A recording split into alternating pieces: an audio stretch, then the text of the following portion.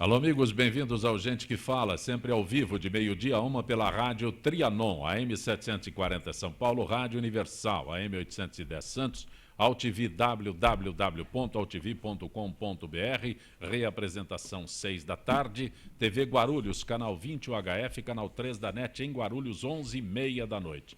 Acesse nosso blog, conheça nossos colunistas e colaboradores, gentequefala.com.br, nossa fanpage Facebook /programa Gente que Fala. Para você participar, o chat no site da AltV, o WhatsApp é 974012235 e ainda um telefone à sua disposição, é São Paulo 1150526622.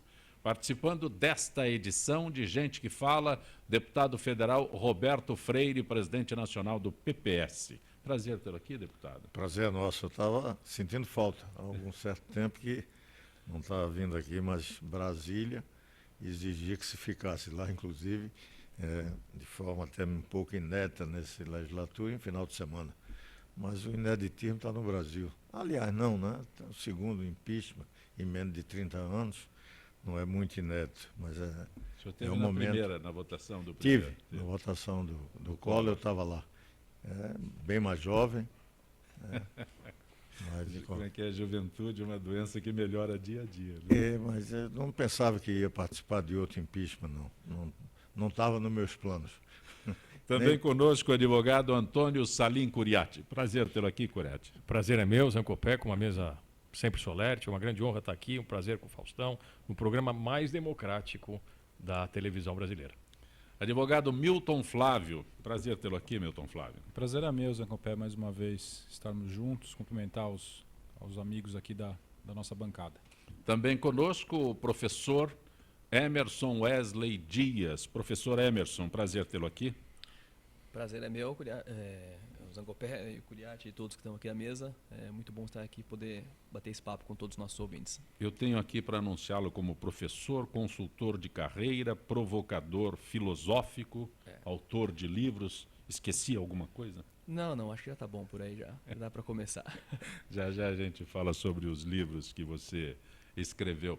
Antes de a gente entrar neste assunto do dia a dia, deputado Roberto Freire, as notícias dizem que o senhor assumirá o Ministério da Cultura no eventual governo Temer.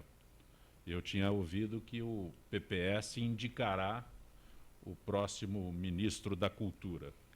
Olha, não tem nada sobre isso. Inclusive, nós do PPS, na conversa que tivemos com o Michel Temer, ponderamos que devíamos aguardar o final do processo, ou pelo menos a admissibilidade para começarmos a discutir mais concretamente, porque aí a viabilidade do impeachment fica bem concreta.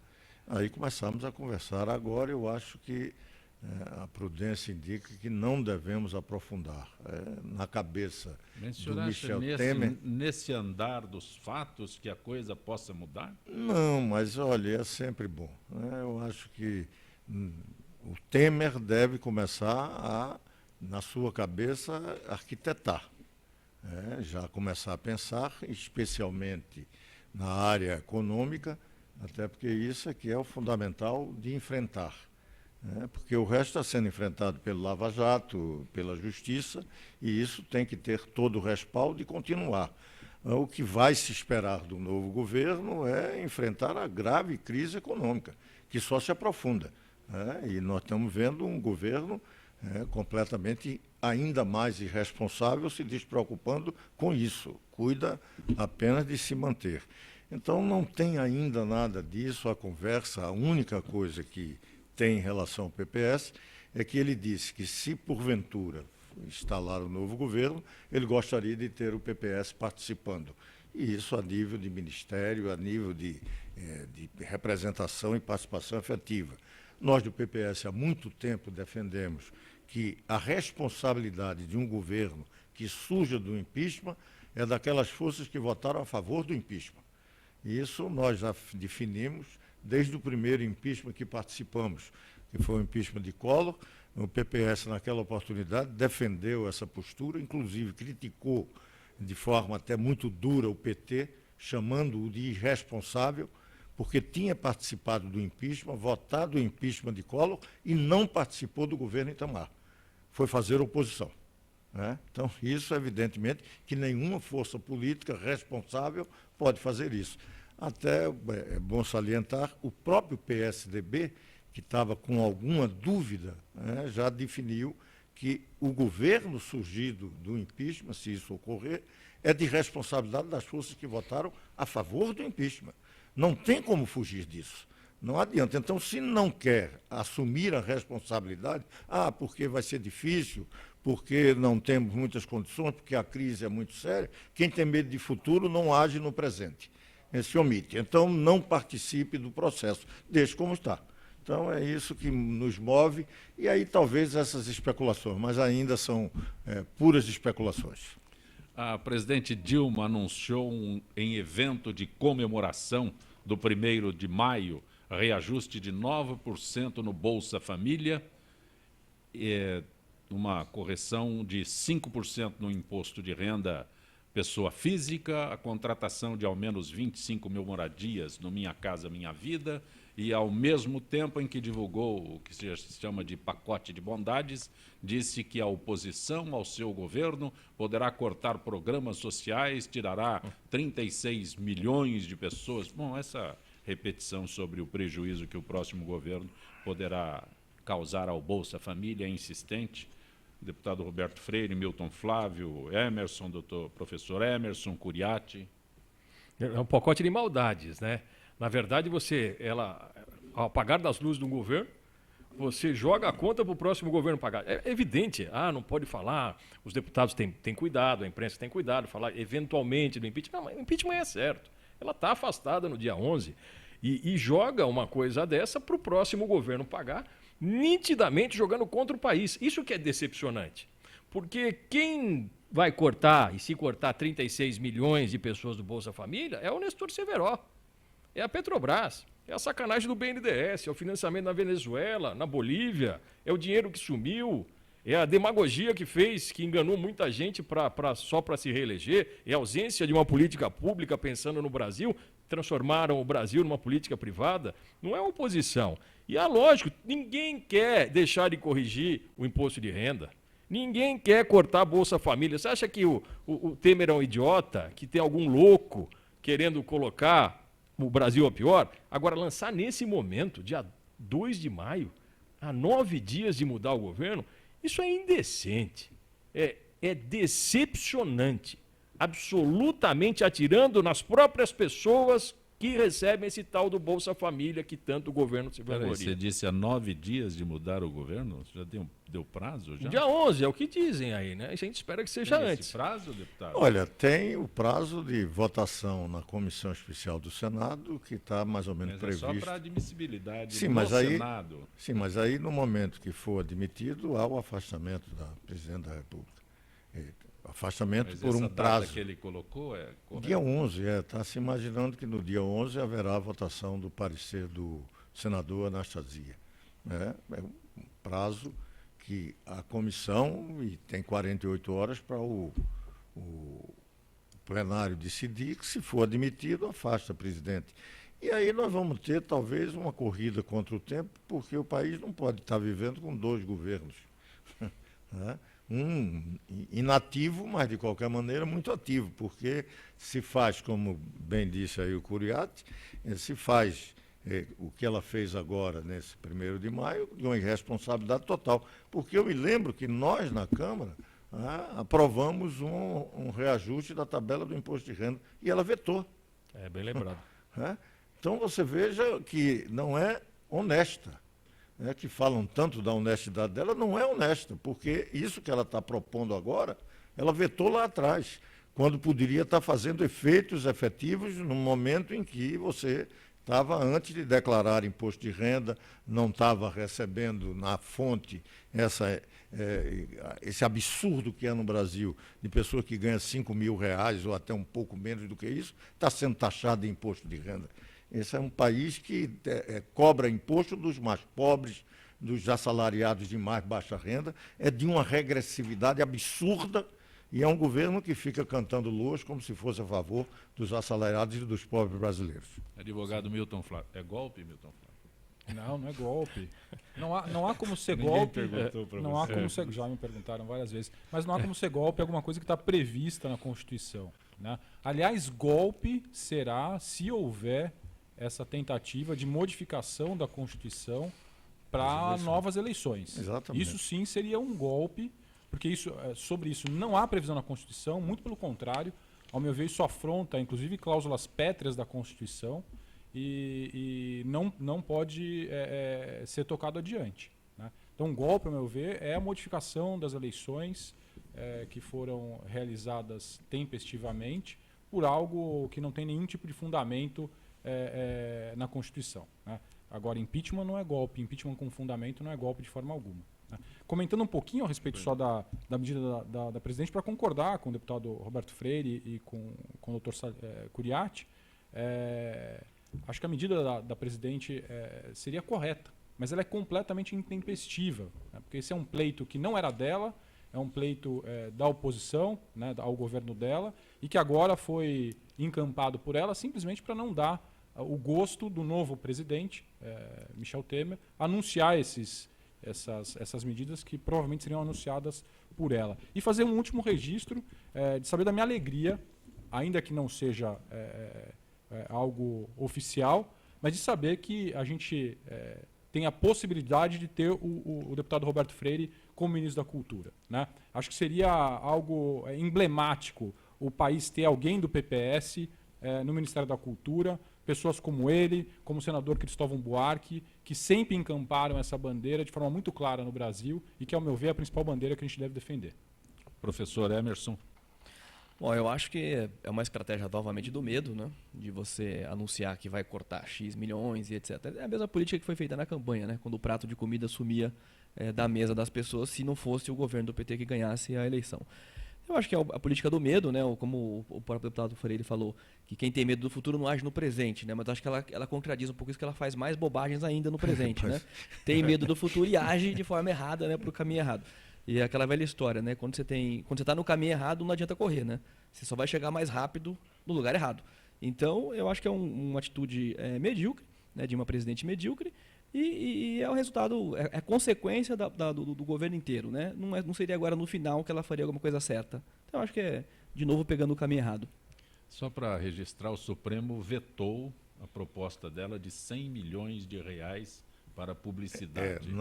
Não vetou ainda, né? Concedeu uma liminar, não vetou ainda, retirando, mantendo aquilo que é para propaganda, no caso não é nem propaganda, é uma campanha de esclarecimento sobre Zika e outras epidemias, então isso ficou, mas a campanha presidencial, de propaganda presidencial, isso foi a liminar, mandou suspender. Ainda vai ter votado, mas esse governo até começa a se ver isso. O próprio judiciário começa a sentir que nós não temos mais governo, né? E começa a interferir em questões mais ou menos como essa, e a sociedade vê até como algo fundamental fazê-lo, né? Coisa que, se tivéssemos na normalidade, muito provavelmente não se entraria nem com um mandado de segurança como esse, que foi tentado pelo governo. Parece que Solidariedade, né, o partido. Então, nós estamos vivendo nos estertores. E isso que é mais importante... Já não tem mais o cafezinho que o... Eles já estão servindo meio morno, né? Mas, e que o você agilizar é importante para que o país não sangre mais. Ou pelo menos estanquemos e vamos ver o que é que nós precisamos fazer. Até porque há um dado importante, e isso eu senti lá com o governo Itamar, e tem esse aspecto.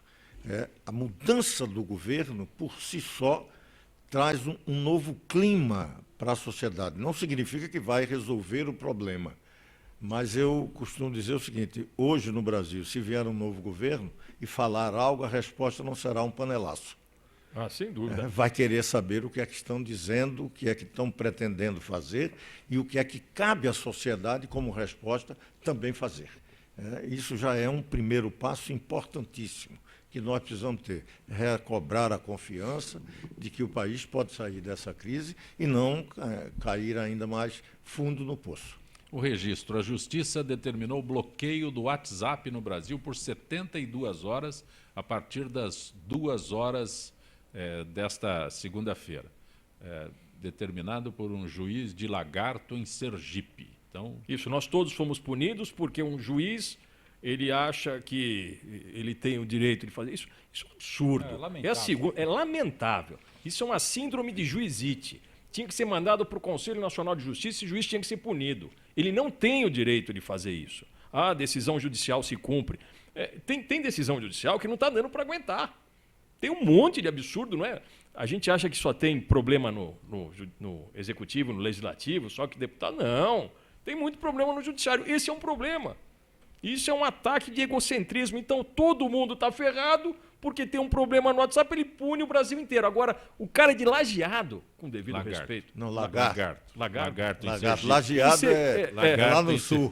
Eu errei um E pouquinho. também faz isso, não Também, é só o mas Nordeste. Isso é indecente. Esse cara tinha que ser afastado, pô. São 3 advogados na mesa.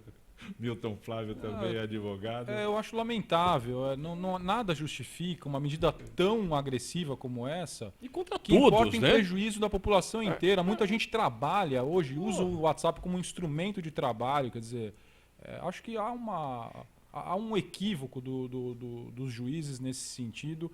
Há um ativismo judicial, ao meu ver, nesse tipo de decisão absolutamente inapropriado. Eu não tenho muita certeza, mas parece que já houve um juiz que fez isso. Já. Em São Bernardo, se não me engano. E causou um problema que não foi apenas no Brasil.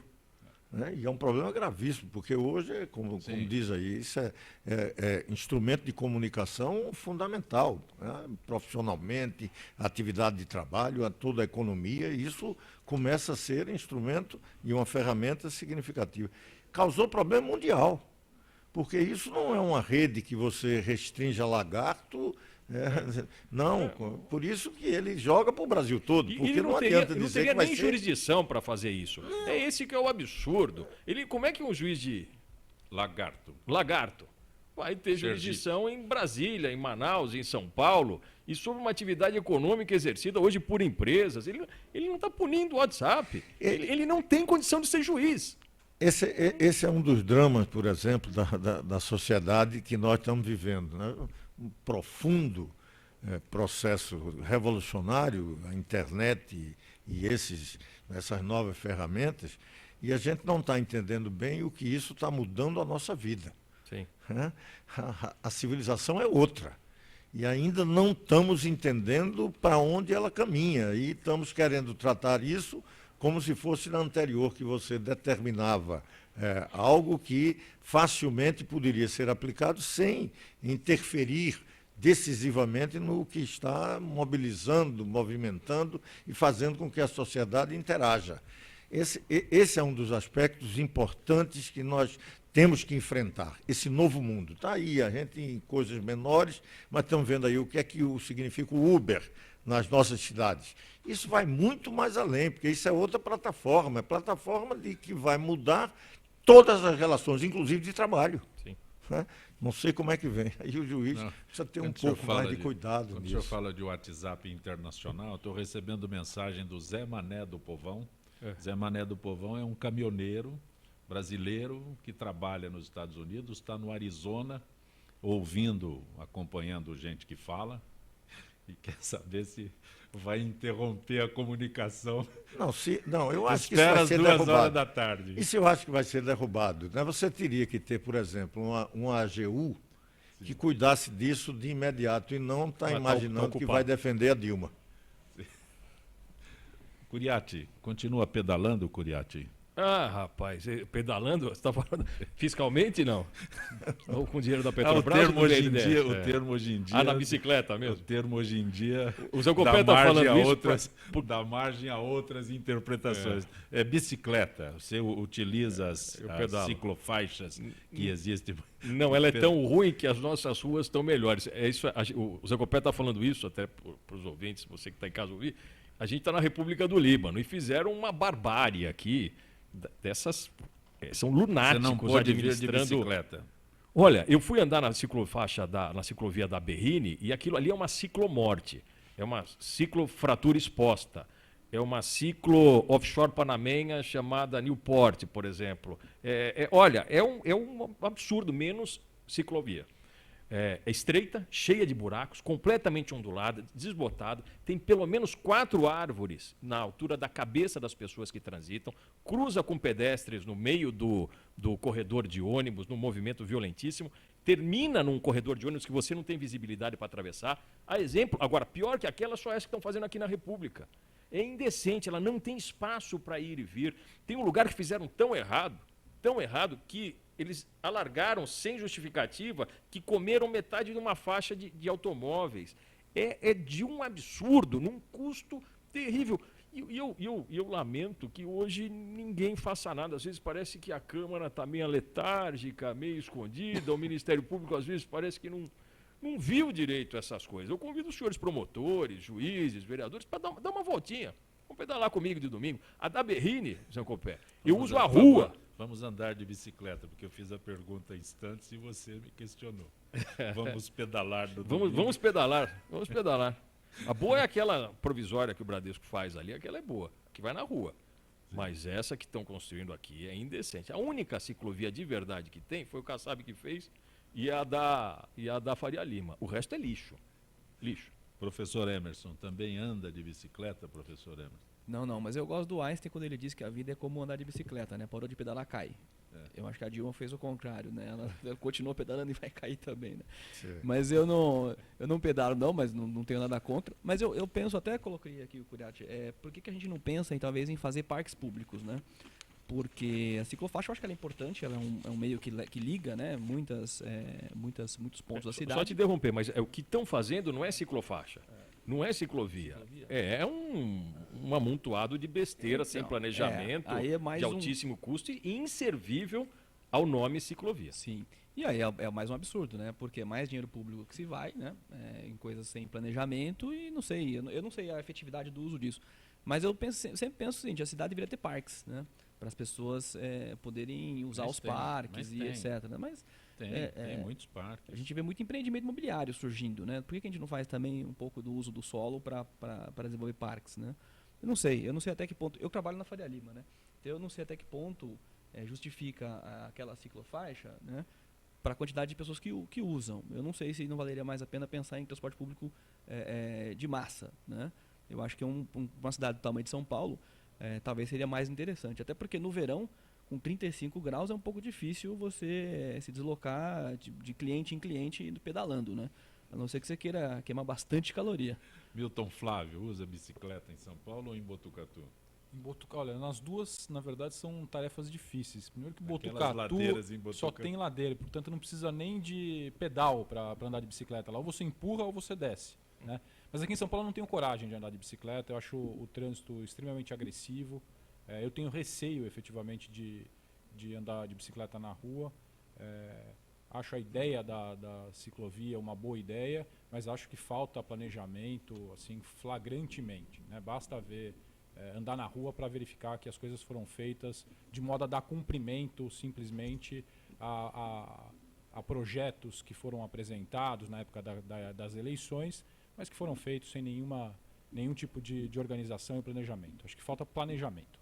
Nem vou perguntar se o senhor anda de bicicleta, mas eu quero aproveitar esse instantezinho na primeira parte do programa. Tem a notícia que a possibilidade de se suspender o recesso em julho. Nós estamos no começo de maio, para que se suspenda o recesso em julho para dar andamento a esse processo todo. É preciso, é possível, é necessário? Olha, eu tenho a impressão de que não chega nem ao recesso, se a presidência do Senado der cumprimento um pouco à exigência nacional. Se o Senado admite, e isso tem uma votação expressiva de que os 2/3 também existem no Senado para a aprovação do impeachment, ele tem que convocar a sessão para votação, independente de esperar 100 e tantos dias. Isso foi feito com Collor. Na hora que foi admitido, rapidamente se convocou a sessão de julgamento. O país não pode ficar usando até 180 dias. Isso você pode fazer de imediato, porque ninguém está fazendo uma intervenção que pode tranquilamente esperar.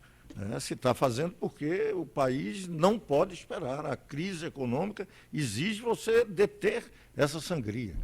Então, não sei se seria necessário. E, se for necessário, pode ser analisado para que se resolva isso.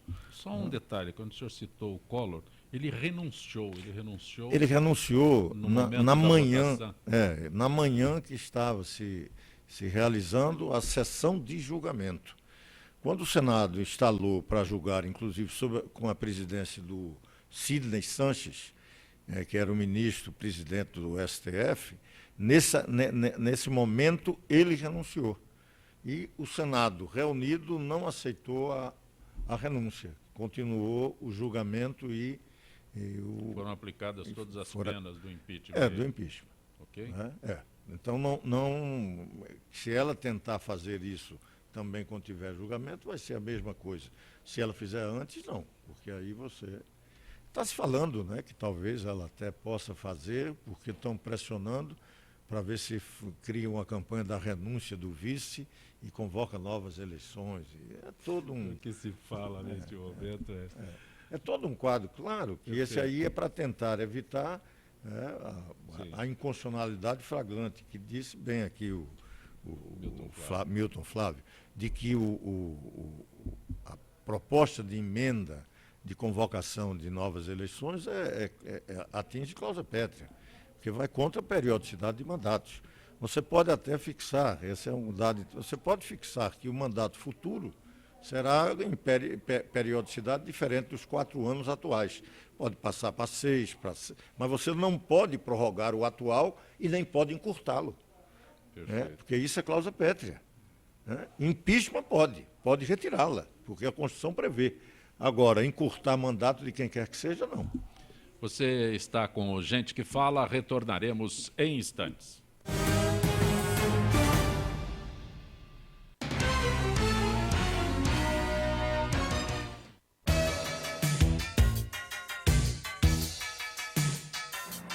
Eu sou o Ronaldo Luiz, jornalista e apresentador do Agropapo aqui na UTV. E quero convidá-lo para você acompanhar o Talk Show do Agronegócio todas as terças e quintas, das 11 às 11h30 da manhã, aqui na TV da internet.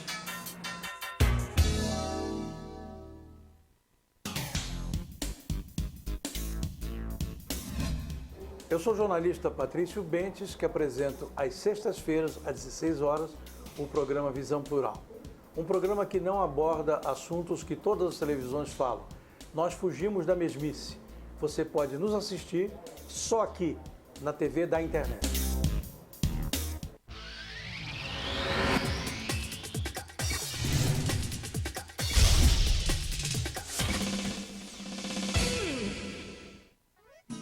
Ei, Pantanal! Que maravilha, sou! Mas aqui os peixes já estão diminuindo. Por isso, é bom cuidar e proteger os rios que é aqui, ó, onde eles nascem. O Pantanal depende das nascentes e das cabeceiras. E nós também, ué. Então, pessoal, vamos ajudar. Afinal, tamo tudo junto, no mesmo barco.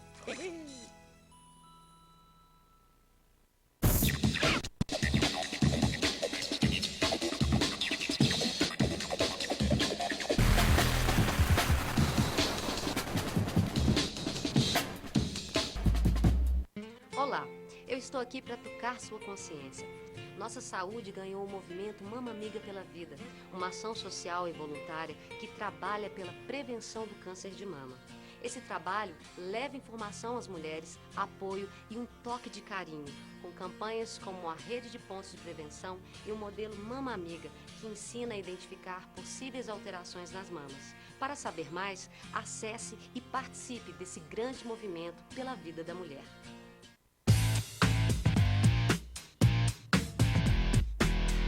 Olá, Olá, eu sou César Freitas e convido você para assistir o HQ e Companhia, o programa que traz o mundo da cultura pop para você. Cinema, história em quadrinhos, animação, seriado, tudo isso para você aqui toda sexta-feira às 5 da tarde, na sua TV da internet.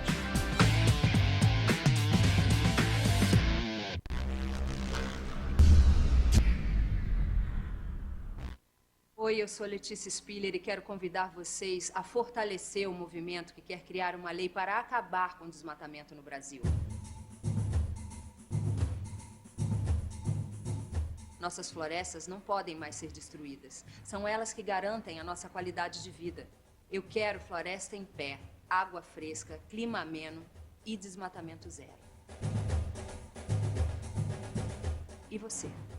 Participe, assine a petição.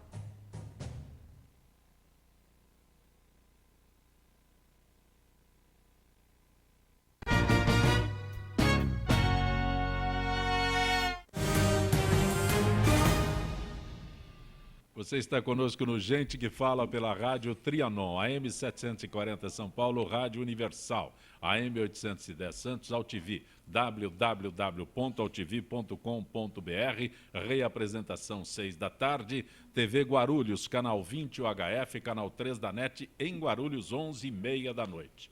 Acesse nosso blog, conheça nossos colunistas e colaboradores, gentequefala.com.br, nossa fanpage, Facebook/programa Gente que Fala. Conosco hoje, deputado federal Roberto Freire, advogado Milton Flávio, advogado Antônio Salim Curiati, professor Emerson Wesley Dias, autor do livro O Inédito Viável. E tem uma segunda, o Inédito Viável na gestão de pessoas. Não é? Sim. Qual é o objetivo deste Inédito Viável?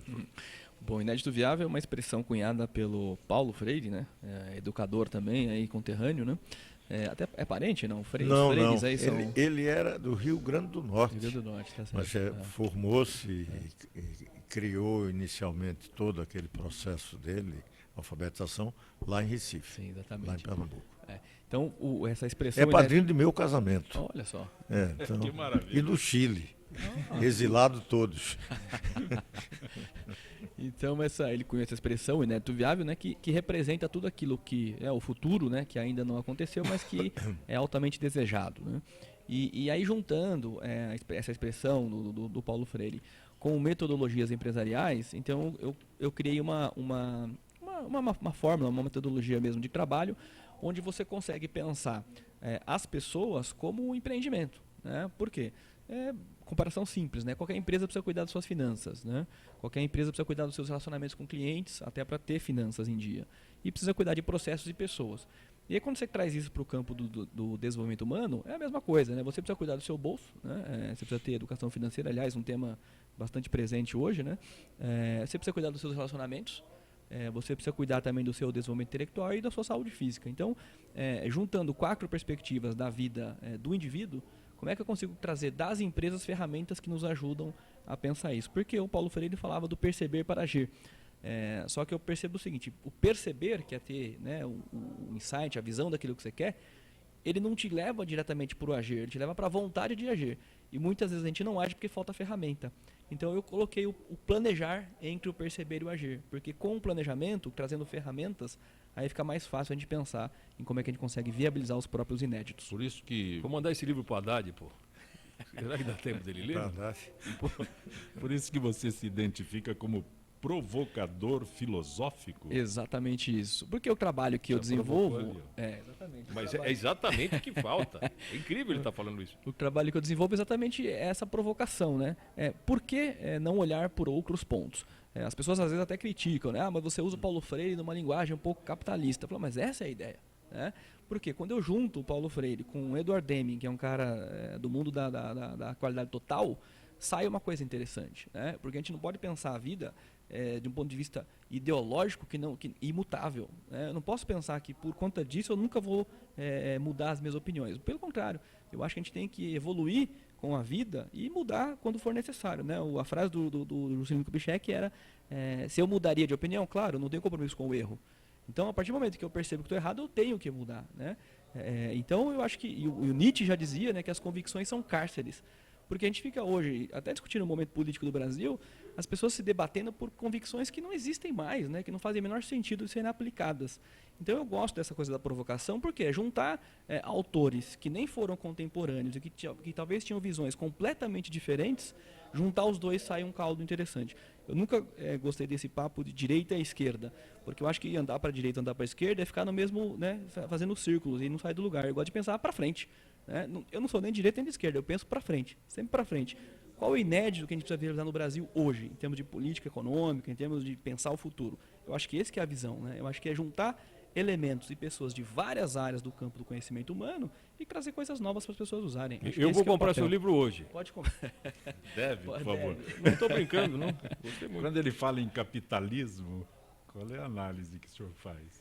Olha, nós, quando eu digo vamos lá, junto com vários outros, fomos derrotados pela história. A gente pensava que tínhamos iniciado a construção de uma alternativa. O mundo do socialismo real era uma tentativa de superar o capitalismo. Tinha toda uma visão da economia de superação. Nada também muito estranho, porque Marx, quando criou as bases de uma concepção anticapitalista, de superação do capitalismo, ele não excluiu discutir Adam Smith nem outros que eram, né, dos fundamentos do sistema capitalista. Até porque Marx tinha o entendimento de que o capitalismo era revolucionário. Ele, quando começou a discutir sua superação, o capitalismo estava iniciando e profundamente revolucionário. Até tem a frase belíssima de Marx, tudo que é sólido se desmancha no ar. Então, não imagine que vai ficar pedra sobre pedra, não. Então, nada de estranho de você juntar as duas. Agora, o problema do capitalismo é que a derrota do socialismo também significou a derrota do tipo de capitalismo que nós tínhamos, capitalismo industrial, o capitalismo particularmente dos capitalistas, das suas famílias, até porque hoje capitalista não existe mais como pessoa.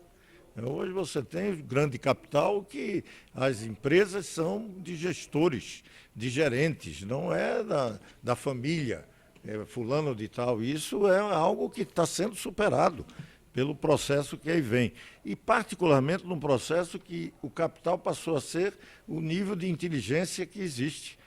Não é algo físico. No capitalismo, o capital fixo. Capitalista familiar não existe mais. Isso está se acabando, claro. Com o fim também do socialismo real, por conta dessa revolução científica e tecnológica, esse capitalismo industrial também está com seus dias contados. O que é esse novo mundo que está vindo aí? Vamos chamar de capitalismo? Tá bem, se quiser chamar, pode continuar chamando. Mas não é mais esse capitalismo que esteve aí, que também foi derrotado, embora derrotado em menor nível do que foi a experiência do socialismo, que é página já virada da história. Claro, socialismo real. Nós fomos derrotados. Agora, muito dos valores, e aí continuo achando que é importante você ter referencial de esquerda e direita, porque isso não representa só algo de organização social, de capital e trabalho.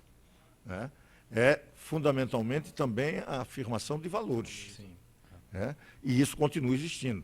Vai se afirmar em outro tipo de sociedade, que o modo de produção é diverso, que as pessoas se organizam, o capital se organiza de forma diferente, tudo isso. Mas valores vão continuar se afirmando. Então, não vamos menosprezar isso. O que não pode, aí sim, é que alguém ficar preso a paradigmas de uma esquerda que a realidade já não comporta mais, já é coisa do passado. Talvez alguém trazer aqui que você vai ser jacobino ou bolchevique em pleno século XXI. É uma bobagem. Milton Flávio, com atraso e incompleto, a Prefeitura inaugura neste mês um complexo viário na Marginal do Pinheiros, em São Paulo. Só a Ponte Laguna, que dará acesso à pista no sentido Interlagos, está pronta. O projeto inclui a Ponte Itapaiúna, que está atrasada, e o prolongamento da Avenida Chucre Zaidan, que nem começou. A Ponte Itapaiúna só deve ser aberta em setembro, a cargo da Odebrecht. É uma contrapartida da construtora por 2 grandes empreendimentos erguidos na região. Mas não é nada contra se entregar com atraso, se a gente pensar que antes entregar com atraso do que não entregar. Mas é mais um exemplo da falta de planejamento, das dificuldades que hoje os municípios e o próprio Estado enfrentam com a falta de recurso, com a má versação dos recursos também. E acho que seria interessante ouvir também um pouquinho o próprio ex-vereador Curiati, quiçá futuro vereador de novo, a respeito dessas demandas que o próprio município tem e do impacto que isso pode trazer para as comunidades. Olha, eu tenho dó do próximo prefeito. Em off aqui a gente estava falando, né, quem seria, Dória, Marta, Andréa, Celso Russomano, outro. O próprio Haddad não pode ser descartado. Eu tinha esquecido desse. Mas tá certo ele, a coisa não passa por ali, não. Eu tenho dó do próximo prefeito. O foco de toda a sociedade, da imprensa, está fora, está em Brasília, está ligado nessa questão macroeconômica extremamente necessária que reflete Estado, município e na vida do cidadão. E quando voltar para cá, eu acho que aí sim nós vamos começar a ter uma visão de uma prefeitura absolutamente destruída, administrativa e economicamente. A prefeitura está quebrada. Há uma política de tudo quebrado, todo bolsa. O Estado está quebrado. Mas o há um problema. São Paulo, a prefeitura, o Estado. Mas há um problema de gestão aqui, principalmente, e falta de planejamento. Quando eu falei do livro, primeiro que eu gostei realmente do tema e acho que serve para mim, e serve para muito governante público. Absoluta falta de planejamento e parece que é governado por lunáticos aqui. Esse esquema de gestão, porque se você tivesse algum ramo de atividade que fosse bom, a educação está melhor, então um lixo. A merenda na cidade de São Paulo, tem um monte de escola que está sem também. Não é só no governo do Estado. A saúde, o posto de saúde municipal é um caos. As ruas destruídas. Você gasta mais de 1 bilhão, vocês sabiam? 1 bilhão por ano em varrição para ter essa imundície. 1 bi. Não é só a coleta é outro bi. O transporte consome quase 6 bilhões por ano. São ralos intermináveis. E o Bolsa Aluguel, meu amigo, comendo solto. Agora a meta do governo é distribuir Bolsa Aluguel para o mundo inteiro. Então, você tem tudo isso e essa notícia é só um ponto específico. E essa é a regra da cidade. Essa é a geração de factoides, a exemplo do governo federal, deputado Roberto Freire. Você também, Milton. É igualzinho. Aqui a política é tentar se manter no poder. Esqueça a política para a cidade, esqueça a política para o carente, para o rico, né, que gostam de chamar, porque o centro expandido aqui você não consegue andar. A gente fala muito de ciclofaixa, ciclovia, porque custaram um absurdo, destrói a vida de família, destrói a vida de comerciantes e não resolve problema nenhum. É simplesmente uma propaganda institucional para dizer que o governo tem aquela faixa, e às vezes funciona, hein? Tem cara que acredita. Aquela cara de ser futurista, de pensar ecologicamente, uma mudança de mentalidade, que nada, não se engane. Isso é uma besteira, isso é para faturar e gerar fato para tentar se manter no poder. Essa notícia não é exceção. Coitado do próximo prefeito. Zencopé, acredito que essas notícias elas vão se reproduzir agora ao longo do tempo, quanto mais próximo a gente estiver das próximas eleições. Porque é comum os prefeitos começarem a entregar as obras, sejam elas como estiverem, para poder vender isso depois para o seu eleitorado. Os prazos que eu li aqui são vésperas de eleição. Isso é bastante comum. E não só, isso daqui, diga-se de passagem, não é algo que acontece só na Prefeitura de São Paulo. E também não só nos municípios.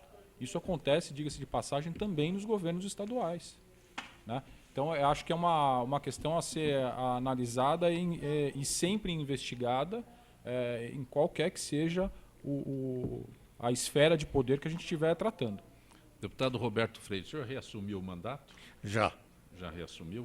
Foi dois dias. No fim de semana. Foi no fim de semana. A véspera e a votação. O senhor assistiu a votação? Eu estava lá em Brasília. Estava lá em Brasília? Estava lá em Brasília. Mas assistiu pela TV da mesma forma que nós? Não, eu fiquei Acho que presencial foi mais...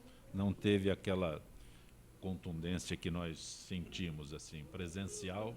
O senhor viu tudo? Vi, estava lá. Estive no plenário, depois fiquei na liderança, acompanhei lá de junto. Olha, a gente está vivendo, não é algo que não seja traumático. Você está, de qualquer forma, nós não somos parlamentaristas que uma simples moção de desconfiança, por uma maioria simples, derruba o governo. Até para a gente entender um pouco que não estamos praticando nada que a democracia até mais avançada pratica cotidianamente. No parlamentarismo, você derruba o governo com a maior tranquilidade. Basta ter uma maioria simples, moção de desconfiança, e se não tiver condições de fazer governo, a Espanha teve uma eleição, não fazem 3 meses. É capaz de ter outra agora. Por quê? Porque não conseguiu formar uma maioria. Porque o governo no parlamentarismo é sempre de maioria. Não pode existir um governo como esse, que não tem nem 1/3 da casa lhe apoiando, como ficou demonstrado na Câmara. Né? Então, esse processo, nós estamos vivendo numa tranquilidade que é raro você ter em qualquer país do mundo. Falam muito de intolerância. Não, olha, tem intolerância. As pessoas pensam que cuspir ou qualquer outra coisa é um ato democrático. Não, é só de mala educação e de tentativa de humilhar. Porque eu, no Nordeste, conheço bem essa ideia de cuspir. É uma forma de tentar degradar a outra pessoa. É diferente até de você... É passível de quebra de decoro? Não. Olha, a gente tem que ter cuidado com essa questão do decoro, porque é isso que eu ia dizer. Você vivendo um momento como esse, de impedimento de uma presidente da República, e você não tem no Congresso Nacional nenhuma grande briga. Você teve manifestações de milhões de brasileiros e você não teve nenhum grande evento de violência. Ao contrário, em alguma dessas manifestações, convivendo como foi no dia da votação na Câmara, é dividida por um murozinho de metal, um tapume. E as duas manifestações conviveram durante o dia todo daquela manifestação, sem nenhum nível de violência. Isso é importante, porque o Brasil não é uma sociedade que não seja violenta. Ao contrário, socialmente nós somos uma das sociedades mais violentas do mundo. Basta ver o número de assassinatos, de homicídios, os linchamentos, a violência inaudita. Mas na política nós somos uma sociedade profundamente tolerante. Estamos vivendo esse episódio todinho e o que é que está acontecendo? Qualquer manifestação em alguns outros países, até mais desenvolvidos, você tem um nível de violência perigosíssimo. Não vou nem falar da Turquia, que se equipara um pouco ao Brasil. Qualquer manifestação, morte acontece. Na repressão entre eles, briga entre facções. Aqui no Brasil nós estamos vivendo algo que o Congresso Nacional faz uma reunião. Tem lá seus exóticos que aparecem, mas você vê nível de tranquilidade e de respeito ao pluralismo democrático. Impressionante isso. Você pode criticar, não, porque o cara falou lá da mãe, do pai, do cachorro, do papagaio, tudo. Isso existe, não é apenas nesse episódio. E foi muito nessa agora, mas sempre teve. Eu estou lá há muito tempo e todo momento de grande comoção nacional, uma votação, você tem esse tipo de expressão. Eu estou lá desde que você votou decretos contra a ditadura, a emenda Dante Oliveira, colégio eleitoral, todo esse processo aparecia esse tipo de manifestação. Não tanto quanto agora, é verdade. Não tinha TV ao vivo. Isso também ajuda. Teve. Em alguma daquelas teve já, quando foi do impeachment de Collor, já apareceu algumas vezes, mas não, já também, transmissão direta.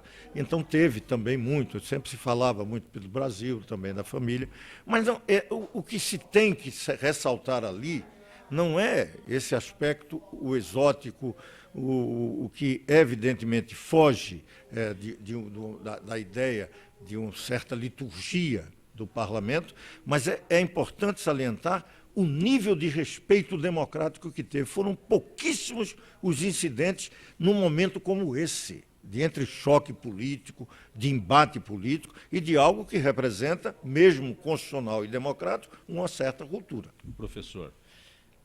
Eu concordo com o deputado. Você assistiu? Eu assisti. Apesar de que, de fato, eu classifico como um show de horror, né? Porque, e até quando se fala que aquilo representa a sociedade, eu acho que eu discordo um pouco, porque quem estava lá votando não era, de fato, gente que foi eleita diretamente, né? Era muito aquela coisa do coeficiente eleitoral, né? Um Tiririca levou quantos, né, deputados? Mas olha, lá, não, então... mas só me permita, não veicule dessa forma, porque o sistema eleitoral não é o sistema eleitoral do Tiririca. Sim, claro. É do partido do Tiririca. Sim, não. Porque é um sistema proporcional. Sim, sim. Então, não temos que buscar ali quem foi eleito com uma votação própria, até porque a votação não é dele. É quando você analisa a definição do Congresso Nacional. É de voto de legenda do partido. Sim. O que Tiririca teve de voto é apenas para dizer que o primeiro do partido a ser chamado será ele. Mas ele poderia ter uma grande votação e, se não tivesse o quociente, não é no caso dele, mas outros já aconteceram, não são nem parlamentares. Por quê? Porque o seu partido não conseguiu ter o quórum. Sim. Então, o sistema é que garante isso. Ali, todos são legítimos e representantes da sociedade brasileira. A sociedade brasileira não é muito estranha daquilo, até porque o parlamentar diz aquilo porque a sociedade está esperando que ele diga. E se ele não disser, é capaz de aqueles que o elegeram reclamarem. Lamentavelmente a gente, assim. Eu acho que é só para a gente reclamar. Sim, claro, claro. Nós precisamos dizer que deveria ter maior liturgia, em algum momento maior compostura, mas o que tem que se salientar é que você teve mais de 2/3 dos parlamentares brasileiros se pronunciando num momento como esse, histórico, sim, e tendo uma definição democrática. Sim, sim. Aqui... Não, eu acho que eu concordo com isso. Democrático, dentro das regras, claro, né? Ninguém tá ali, ninguém foi colocado ali. Foi um sistema que já está montado, que todo mundo já sabia previamente antes das eleições como é que funciona, claro, e se deu aquele resultado. Então, dentro desse resultado que se deu, eu acho que é um pouco distante, né? Não estou dizendo que está errado, estou dizendo que a regra é essa, né? Não quer dizer também que eu concorde, né? Não, pode até mudar o sistema eleitoral, claro. Mas dentro daquilo que estava ali votando, eu acho que existe uma certa distância assim, de representação do indivíduo, né? E aí, o que eu vejo, né? Eu também acho que não teve violência, isso é muito positivo, mas também porque não existe uma divisão, né?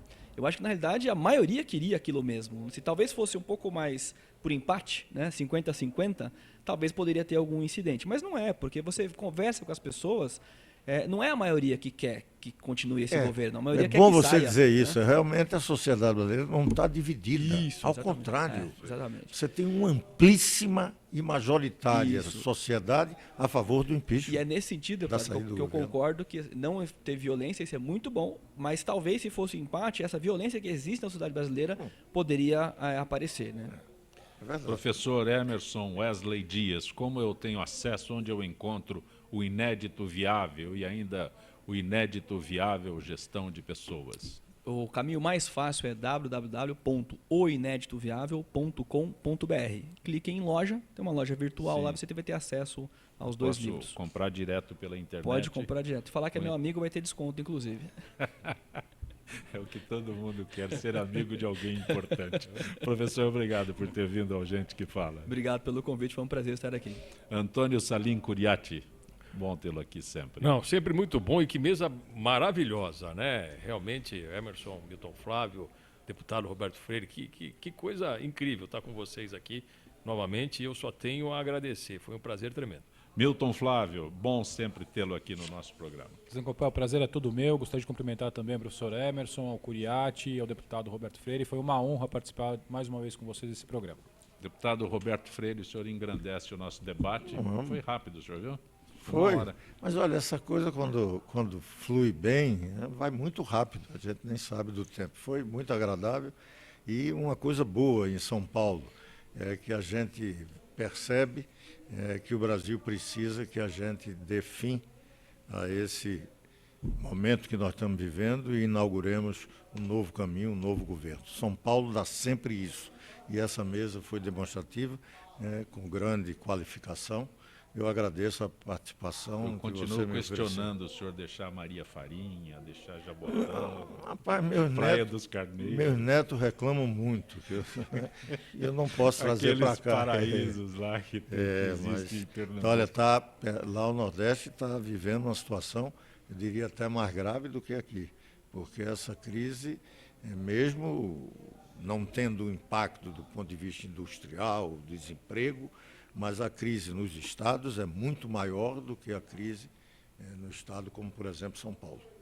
Gente que fala tem a direção-geral do jornalista Fausto Camunha, a diretora de produção Zenilda Salvato, a redação Pedro Esquiavão, produção cultural Ricardo Godoy, na rádio Trianon, Benê, Cléo Rodrigues, Neildo Neres, Ricardo Valim, na direção da TV Guarulhos, Fernando Mauro, na direção da UTV Alberto Luchetti, na técnica James Eduardo, Marcelo Fontan, Sérgio Oliveira e Iago Matsumoto. Estaremos de volta amanhã, meio-dia. Gratos, até lá.